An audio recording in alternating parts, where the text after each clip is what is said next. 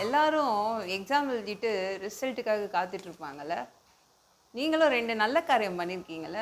2 நல்லது பண்ணிட்டுருக்கீங்கள்ல. அந்த 2 நல்ல விஷயத்திற்காக உங்களுக்கு ரிசல்ட் வருதுங்க. பலன் வருது.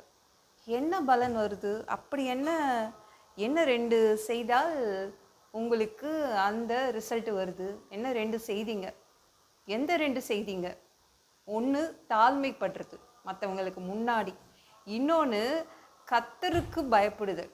இது 2 செய்திருந்தீங்கன்னா உங்களுக்கு பலன் வருது. என்ன பலன் வருது?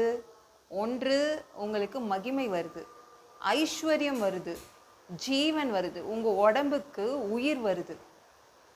சரிங்களா? அது எப்பேற்பட்ட வியாதியாக இருந்தாலும் ஆண்டவர் அந்த உயிரை அனுப்புகிறார், எல்லாமே சரியாயிடும். மகிமையை அனுப்புகிறார், ஐஸ்வர்யத்தை அனுப்புகிறார்.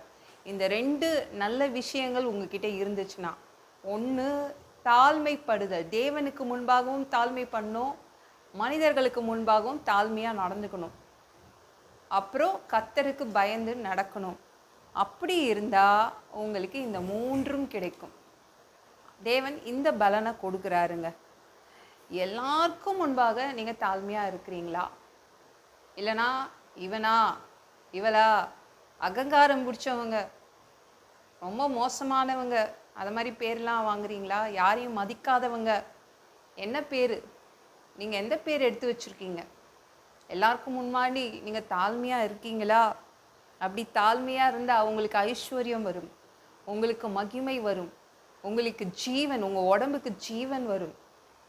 அப்படி தான் இந்த வசனம் சொல்லுதுங்க. பணம் வரும், பெருமை வரும், உயிர் வரும், உங்கள் உடம்புக்கு நல்லா உயிர் வரும் அப்படின்னு இந்த வசனம் சொல்லுது.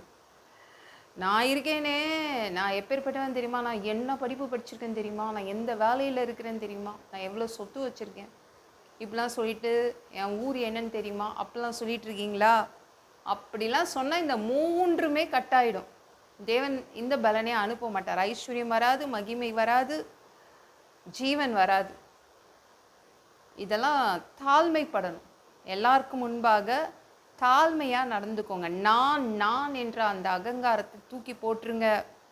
கும்மலாக இருந்தால் அந்த ஐயோ எல்லாருக்கும் முன்னாடி பீத்திக்கிறது, பந்தா பண்ணுறது, அது வந்துடும். அதெல்லாம் நம்ம தான் குறைச்சிக்கணும். வெளியில் போனீங்கன்னா நீங்களே உங்களுடைய தலை மேலே கை வச்சு அமுக்கி உட்கார வச்சுக்கோங்க. உங்களை நீங்களே அமுக்கி உட்கார வச்சுக்கோங்க. கர்த்தருக்கு பயப்படுதல் இருக்கா? இல்லைன்னா சுத்தமாக போயிடுச்சா?